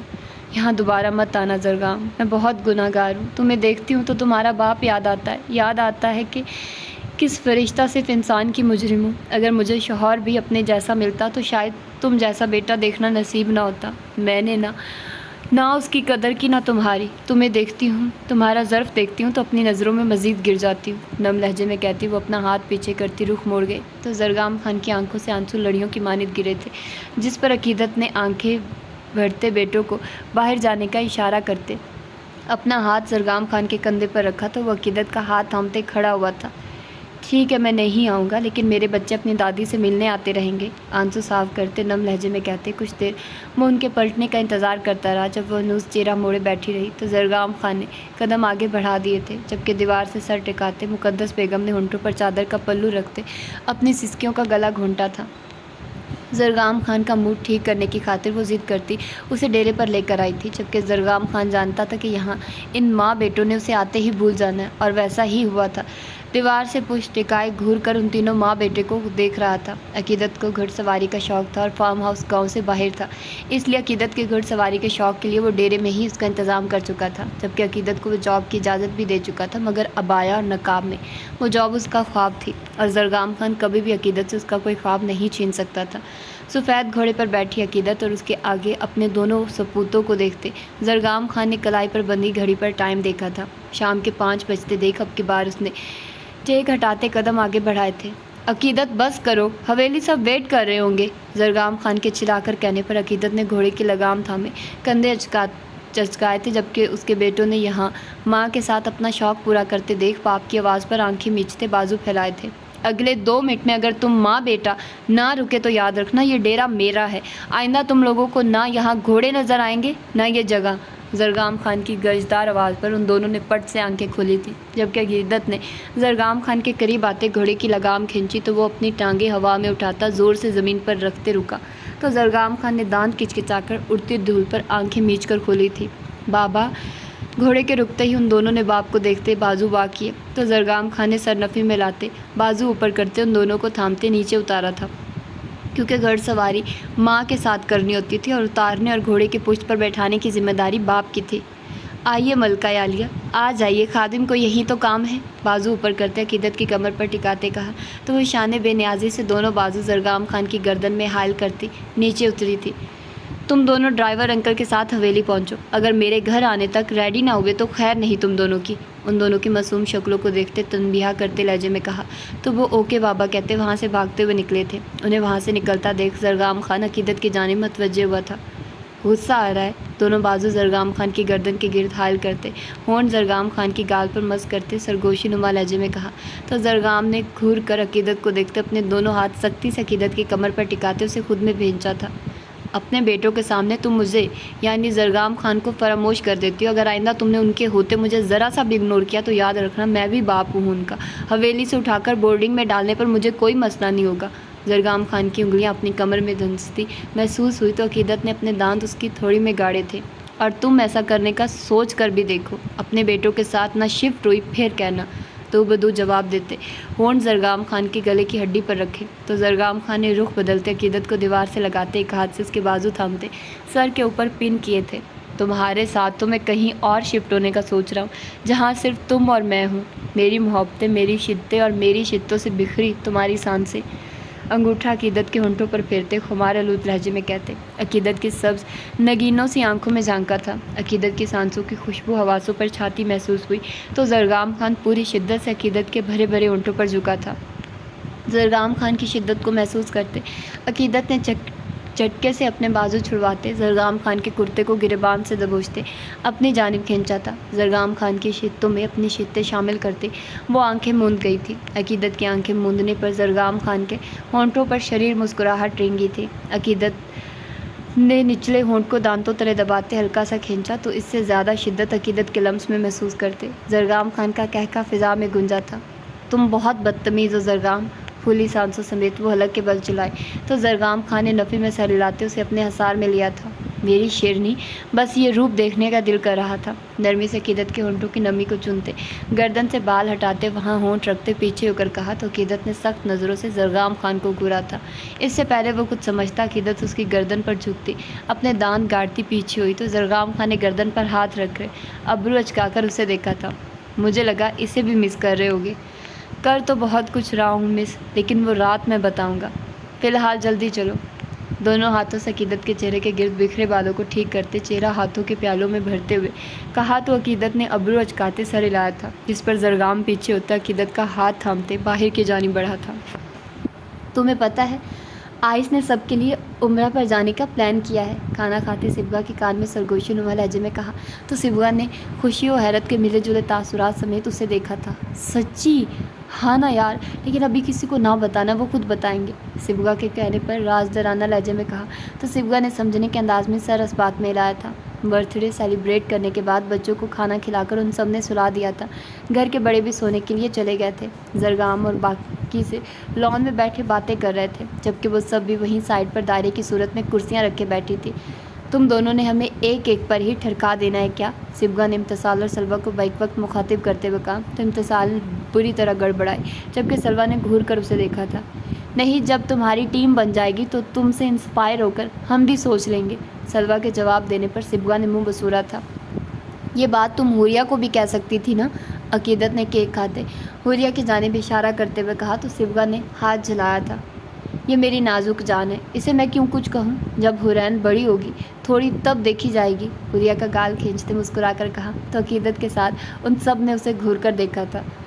سلویٰ چائے بنا کر لا کر دو یار، ارمغان خان کے آ کر کہنے پر سلویٰ سر ہلاتی اپنی جگہ سے اٹھی تھی۔ سبغا کافی بناؤ یار، بلاج شاہ نے سبغا کی کرسی کے پیچھے آتے دونوں ہاتھ سبغا کے کندھے پر رکھتے محبت بھرے لہجے میں کہا تو سبغا نے گردن ترچھی کرتے گھور کر اسے دیکھا تھا۔ سب ایک ساتھ ہی بتا دیں، عقیدت نے پلیٹ سامنے ٹیبل پر رکھتے ہوئے کہا تو اس کی جانب آتے زرگام نے ہاتھ اٹھایا تھا جبکہ آئس نے بھی کندھے اچکا کر حوریہ کو دیکھا تو پلوشا نے سوالیہ نظروں سے حدائق شاہ کو دیکھا تھا جس پر اس نے مسکرا کر سر کو خم دیا تھا۔ امتسال نے بہرام کو دیکھنا چاہا تو وہ سامنے کہیں نہیں تھا، پھر اپنے دائیں جانب سے آتے کپ کو دیکھتے گردن ترچھی کی تھی، اپنے پیچھے بہرام کو ہاتھ میں مگ تھامے دیکھ امتسال کے ہونٹوں پر مسکراہٹ رنگی تھی۔ یہی میسنا انسان ہمارے سامنے چائے کا نام لے کر گیا تھا، حدائق شاہ نے دانت کچکچا کر کہا تو بہرام شاہ نے اسے نظر انداز کرتے امتسال کے قریب کرسی کھینچتے جگہ سنبھالی تھی جبکہ سبغا کا ہاتھ تھام کر اٹھاتے پلاش نے کچن کی جانب قدم بڑھائے تھے۔ حدائق کو منہ بناتے دیکھ پلوشا نے تعصب سے سر ہلاتے قدم کچن کی جانب بڑھائے تھے۔ میں صرف اپنے لیے بناؤں گی۔ عقیدت کے کہنے پر زرگام خان نے اس کے ساتھ قدم سے قدم ملاتے سر ہلایا تھا۔ میں اسی میں سے پی لوں گا۔ ساتھ چلتے عقیدت کے پہلو میں گرے ہاتھ کی انگلیوں میں اپنی انگلیاں الجھاتے نرم لہجے میں کہا تو عقیدت کے ہونٹوں پر مسکراہٹ بکھری تھی جسے اس نے فوراً چھپایا تھا۔ آج میں بناتا ہوں چائے، اگر اچھی نہ بنی، آئس خان نے آگے بڑھتے ہوئے کہا تو حوریہ نے مسکراہٹ دباتے سوال کیا تو آئس خان نے گردن ترچھی کرتے آنکھیں چھوٹی کرتے اسے دیکھا تھا۔